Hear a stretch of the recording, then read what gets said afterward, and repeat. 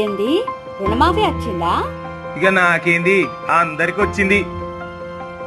మరేంది కేసీఆర్ కొడుకు గట్లంటుండు? పని పాట లేదు కొడుకులకి, ఇంకేం చేస్తారు? గట్లనే అంటారు. ఇక మొత్తంగా 25,35,000 మంది రైతులకి 20,616 కోట్లు ఇచ్చిండు. ఈ ముచ్చట ఎరకేరా నీకు? గా కేసీఆర్ సన్నాసి ఎంత ఇచ్చిండు? ఇక గత 5 ఏళ్లలో 11,000 కోట్లే ఇచ్చిండు. అందులో మళ్ళీ 8,500 కోట్లు బ్యాంక్ వడ్డీలకే జరిపాయి.